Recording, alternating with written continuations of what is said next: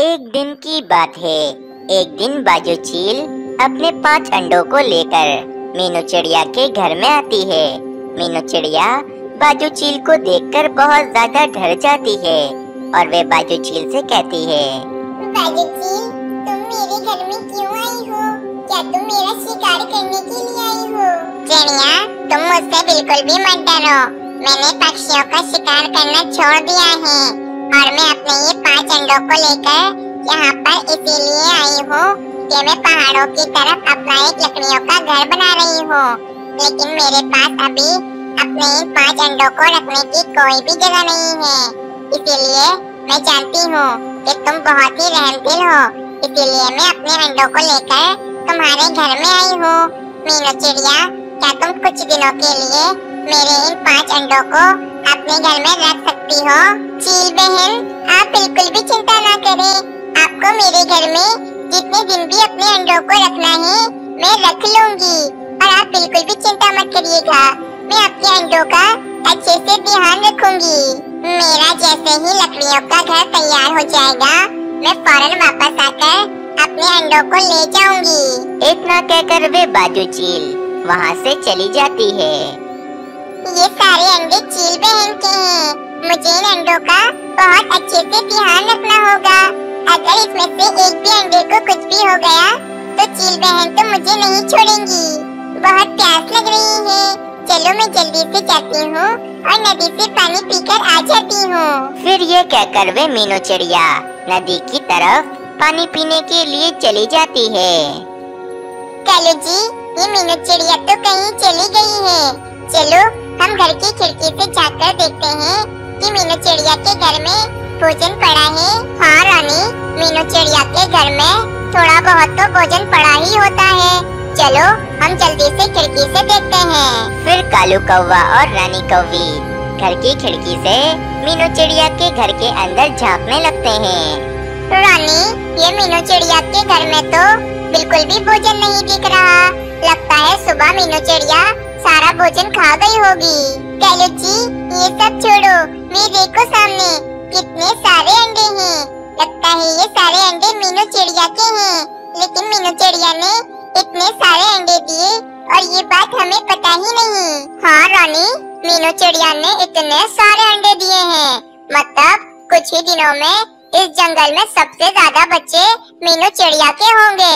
कालू जी, अगर ऐसा हो गया तो मीनू चिड़िया अपने इतने सारे बच्चों के साथ हम सब पक्षियों पर दादागिरी करेगी और हम सब पक्षियों को अपने बच्चों से डराएगी।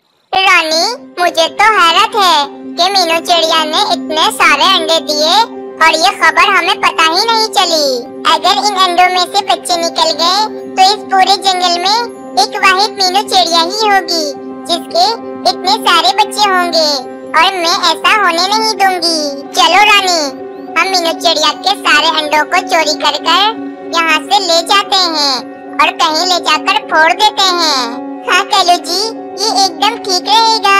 चलो इससे पहले मीनू चिड़िया आए हम मीनू चिड़िया के सारे अंडों को यहाँ से चोरी कर ले जाते हैं। फिर कालू कौवा और रानी कौवी मीनू चिड़िया के घर के अंदर आ जाते हैं। कालू जी, चलो हम ये सारे अंडे एक पोटली में डाल देते हैं। कालू कौवा और रानी कौवी चील के सारे अंडे एक पोटली में डालकर वहाँ से चोरी कर ले जाते हैं। कुछ ही देर के बाद मीनू चिड़िया वापस अपने घर में आती है तो वे चील के सारे अंडों को वहाँ से गायब देखकर बहुत ज्यादा परेशान हो जाती है। ये क्या हो गया? ना जाने चील बहन के सारे अंडे कहाँ चले गए।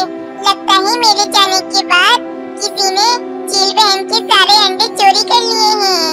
लेकिन अब मैं क्या करूं? चील बहन को मैं क्या जवाब दूंगी? आखिर किस पक्षी ने चील बहन के अंडे चोरी किए होंगे?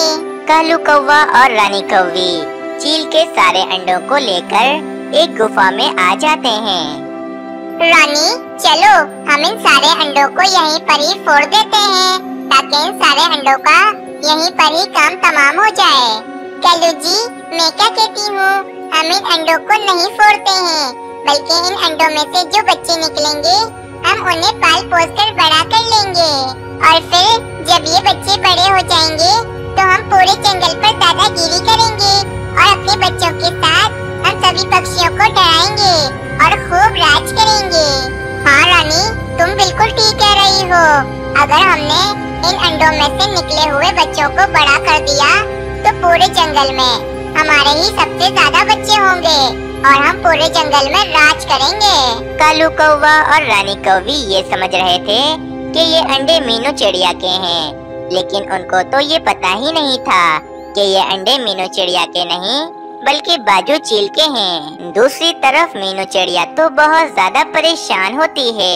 वे मीनू चिड़िया कालू कौवे और रानी कौवी के घोंसले में भी आती है, लेकिन वे देखती है कि कालू कौवा और रानी कौवी तो वहाँ होते ही नहीं हैं। ये कालू कौवा और रानी कौवी कहाँ चले गए? कल तक तो ये अपने घोंसले में ही थे। लगता है चील बहन के सारे अंडे ये कालू कौवे और रानी कौवी ने ही चोरी किए हैं। लेकिन अब मैं कालू कौवे और रानी कौवी को कहाँ से ढूंढूंगी? मीनू चिड़िया बहुत ज्यादा परेशान होती है और वे सारी रात चील के अंडों को ही इधर से उधर ढूंढ रही होती है। जंगल में सुबह हो जाती है। बाजू चील ने पहाड़ों की तरफ अपना एक लकड़ियों का पक्का घर बना लिया था और बाजू चील बहुत ज्यादा खुश थी। मैंने अपना लकड़ियों का पक्का घर बना लिया है। चलो अब मैं मीनू चिड़िया के पास जाती हूँ और अपने सारे अंडों को वापस अपने घर में ले आती हूँ। बाजू चील अपने अंडों को लेने के लिए मीनू चिड़िया के पास चली जाती है। जिस गुफा में कालू कौवा और रानी कौवी रह रहे थे, बाजू चील उस गुफा के पास से ही गुजर रही थी, तो बाजू चील को कालू कौवे और रानी कौवी की बातें करने की आवाज सुनाई देती है। बाजू चील कहती है, ये आवाज तो कौवा और कौवी की लगती है। लगता है जंगल के पक्षियों ने कौवा और कौवी को जंगल से निकाल दिया होगा, तभी तो कौवा और कौवी इस गुफा में रह रहे हैं। चलो मुझे क्या करना है, मैं तो मीनू चिड़िया के घर जाती हूँ। फिर ये कहकर वे बाजू चील मीनू चिड़िया के घर की तरफ चली जाती है। मैं क्या करूँ, कल सारी रात मैं सोई भी नहीं हूँ। पूरी रात बस मैं बाजू चील के अंडों को ही इधर से उधर ढूंढ रही थी, लेकिन मुझे कहीं पर भी बाजू चील के अंडे नहीं मिले। अब ना जाने बाजू चील मेरे साथ क्या करेगी। मीनू चिड़िया इतना कहती ही है कि बाजू चील मीनू चिड़िया के घर में आ जाती है। कैसी हो मीनू चिड़िया, और ये बताओ मेरे अंडे कैसे हैं? फिर मीनू चिड़िया बाजू चील को सारी बात बताती है कि बाजू चील के अंडे किसी पक्षी ने चोरी कर लिए हैं। क्या मेरे अंडे किसी ने चोरी कर लिए हैं? मीनू चिड़िया, मैंने तुम पर विश्वास करके अपने अंडे तुम्हें सौंपे थे और तुमने मेरे अंडों का ध्यान नहीं रखा। बाजू चील, मेरी इसमें कोई भी गलती नहीं है। मुझे बहुत जोर से प्यास लग रही थी और मैं नदी से पानी पीने के लिए गई। बस उतनी ही देर में कोई पक्षी आपके सारे अंडों को चोरी कर ले गया। चिड़िया, अगर मुझे मेरे अंडे वापस ना मिले तो जो मैंने लकड़ियों का घर बनाया है वे मेरे किस काम का, और मेरी ये जिंदगी भी किस काम की। चील बहन, आप बिल्कुल भी परेशान मत हो, मैं आपके अंडों को जल्द ही ढूंढ लूंगी। मुझे तो शक है कि कौवा और कौवी ने ही आपके अंडे चोरी किए हैं, क्योंकि वे कल से अपने घोंसले से गायब हैं।